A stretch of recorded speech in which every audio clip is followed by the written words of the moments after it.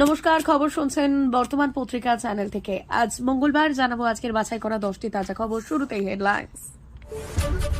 দিলীপ দা বড় নেতা, দরাজ সার্টিফিকেট খোদ তৃণমূলের।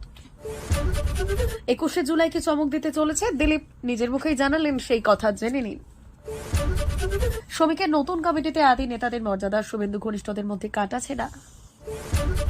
বঙ্গ বিজেপিতে শ্রমিক যুগ শুরু, 2026-এর লক্ষ্য করে সাংগঠনিক রদবদল। গণধর্ষণের পর প্রভাবশালীদের দ্বারে মনোজিৎ ব্যাকআপ বলেই ফিরিয়ে দিলেন সবাই। রাজ্য পুলিশে বড় রদবদল, এবার আইবির দায়িত্বে এলেন নতুন অফিসার। 9 জুলাই সাধারণ ধর্মঘট, দপ্তরে গড় হাজিরায় সরকারি কর্মীদের ঘাড়ে নেমে আসতে পারে এই খাড়া। তিনি কি সবার ভোট চান না? জবাব দিলেন শুভেন্দু।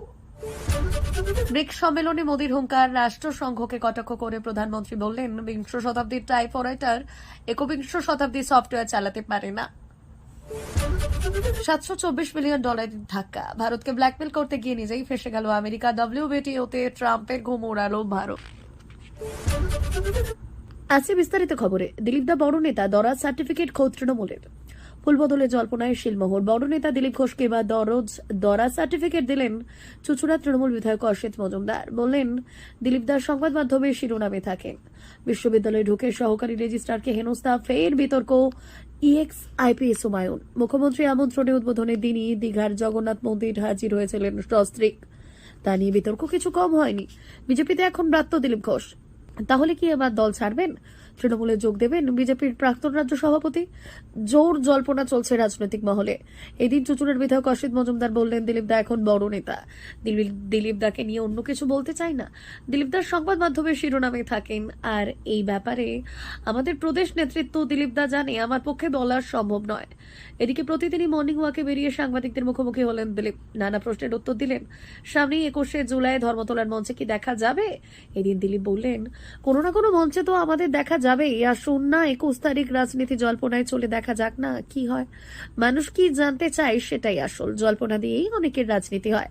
আমার জলও নেই, পোনাও নেই, আমার রাজনীতি আছে, ফলে জল্পনা আরো বেড়েছে। 21শে জুলাই কি চমক দিতে চলেছে দিলীপ, নিজের মুখেই জানালেন সেই কথা, জেনে নিন। বঙ্গ বিজেপির নতুন সভাপতি শ্রমিক ভট্টাচার্য হওয়ার দিনেও সেখানে তাকে উপস্থিত থাকতে দেখা যায়নি। দীঘার জগন্নাথ মন্দিরে যাওয়ার পর থেকে এই দলের সঙ্গে ক্রমাগত দূরত্ব বেড়েছে দিলীপ ঘোষের, এমনটাই মনে করছিলেন রাজনৈতিক বিশেষজ্ঞরা। আর নতুন সভাপতির সম্বর্ধনা সভাতেও তার অনুপস্থিতি প্রশ্ন তুলে দিয়েছিল তার ভবিষ্যৎ রাজনৈতিক জীবন নিয়ে। অনেকেই বলতে শুরু করেছিল, তাহলে কি এবার দিলীপ ঘোষ ফুল বদল করতে চলেছেন? আর সেই প্রশ্নের উত্তরে নিজের মুখেই বড় কথা জানালেন রাজ্য বিজেপির প্রাক্তন সভাপতি। বলা বাহুল্য, বর্তমানে তিনি বিভিন্ন মহলে একটাই জল্পনা যে দিলীপ ঘোষ কি করবেন। অনেকেই বলছেন, বিজেপির নতুন সভাপতির দায়িত্ব নেওয়ার পরে যখন তাকে সক্রিয় থাকতে দেখা যাচ্ছে না, সেখানে দলের কোনো কর্মসূচিতে দেখা যাচ্ছে না, তার মানে তিনি বড় কোনো সিদ্ধান্ত নিতে পারেন। তাহলে তো সামনেই তৃণমূলের 21শে জুলাইয়ের মতো মেগা রাজনৈতিক কর্মসূচি রয়েছে। তাহলে কি বিজেপিতে গুরুত্ব না পাওয়ার কারণে দিলীপ ঘোষ দলবদল করবেন? 21শে জুলাই তৃণমূলের মঞ্চে দেখা যাবে তাকে। আর সেই প্রশ্নের উত্তর দিতে গিয়ে জল্পনাকে আরও এক গুণ বাড়িয়ে দিলেন মেদিনীপুরের প্রাক্তন বিজেপির সাংসদ। শ্রমিকের নতুন কমিটিতে আদি নেতাদের মর্যাদার, শুভেন্দু ঘনিষ্ঠদের মধ্যে কাঁটাছেঁড়া। বঙ্গ বিজেপিতে ব্যাটন বদলের পর থেকে জল্পনার অন্ত নেই। দলের নতুন রাজ্য সভাপতি হিসেবে শ্রমিক ভট্টাচার্য দায়িত্ব নেওয়ার পর থেকেই দলীয় নেতৃত্বে অনেক বড় পরিবর্তন হাওয়া বইছে। শ্রমিকের আগমন, কিছু নতুন মুখের উত্থান এবং পুরনো নেতাদের গুরুত্ব বাড়ানোর সিদ্ধান্ত রাজ্য নেতৃত্বের বিজেপি ভবিষ্যৎকে এক নতুন দিকে নিয়ে যেতে পারে। তবে এই পরিবর্তনগুলো একদিকে যেমন দলের শৃঙ্খলা, অন্যদিকে এটি বেশ কিছু দলের অভ্যন্তরীণ দ্বন্দ্ব এবং সংঘর্ষেরও সৃষ্টি করেছে। রাজ্য সভাপতির পদে আসীন হওয়ার পর শ্রমিক ভট্টাচার্য প্রথম থেকে সাফ জানিয়ে দিয়েছেন যে পুরনো আদি নেতাদের আবার সক্রিয় করা হবে। দীর্ঘদিন ধরে দলীয় কার্যক্রমে পিছিয়ে থাকা নেতারা এবারই প্রথম দলীয় নেতৃত্বের গুরুত্বপূর্ণ ভূমিকা পেতে চলেছে। এরই মধ্যে শ্রমিকের নেতৃত্বে নতুন কমিটি গঠন করার প্রক্রিয়া শুরু হয়েছে। এর ফলে বহু পুরনো নেতা আবার সজীব হয়ে উঠবেন, এমনটাই ধারণা করা হচ্ছে। বঙ্গ বিজেপিতে শ্রমিক যুগ শুরু, 2026 লক্ষ্য করে সাংগঠনিক রদবদল, আদি কর্মীদের গুরুত্ব বাড়ছে। সুকান্ত মজুমদারের পর্ব শেষ হয়ে শ্রমিক ভট্টাচার্যের নেতৃত্বে বঙ্গ বিজেপিতে এক নতুন যুগের সূচনা হতে চলেছে। আসন্ন 2026 বিধানসভা নির্বাচনকে সামনে রেখে দলীয় কমিটি এবং সাংগঠনিক কাঠামোতে বড় ধরনের রদবদল আনতে চলেছে রাজ্য বিজেপি। সূত্রের খবর, চলতি জুলাই মাসে রাজ্য কমিটি মোর্চা এবং বিভিন্ন সেলে ব্যাপক পরিবর্তন দেখা যেতে পারে।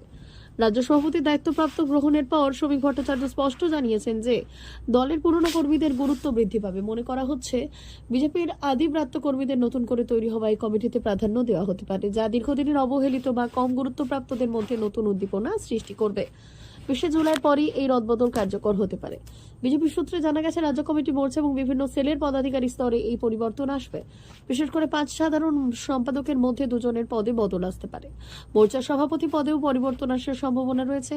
বর্তমানে 10 জন সহ সভাপতি রয়েছেন, যার মধ্যে 2 জনকে সরানো হতে পারে এবং পুরনো নেতাদের সক্রিয় করার পরিকল্পনা চলছে। গণধর্ষণের পর প্রভাবশালীদের দ্বারে মনোজিৎ ব্যাকআপ বলেই ফিরিয়ে দিলেন সবাই। কলকাতার দক্ষিণ শহরতলির এফটি ল কলেজে 24 বছর বয়সী এক ছাত্রীকে গণধর্ষণের ঘটনায় মূল অভিযুক্ত মনোজিৎ মিশ্র অপরাধের পরদিনই একাধিক প্রভাবশালী মেন্টরের সঙ্গে যোগাযোগ করেন।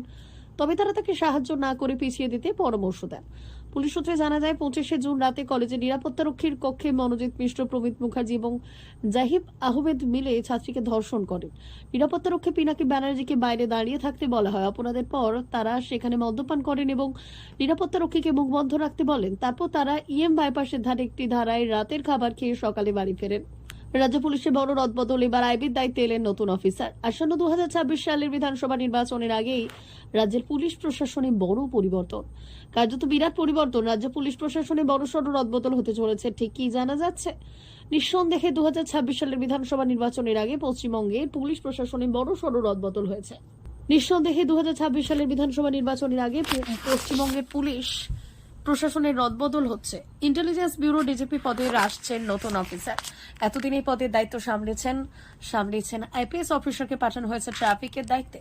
সোমবার নবান্ন তরফ থেকে এই রদবদলের বিজ্ঞপ্তি জারি করা হয়েছে। আসলে সামনেই বছরেই রয়েছে বিধানসভা নির্বাচন। ঠিক তার আগে যে রুটিন বদল হবে, রদবদল, সেটা স্বাভাবিক একটা বিষয়।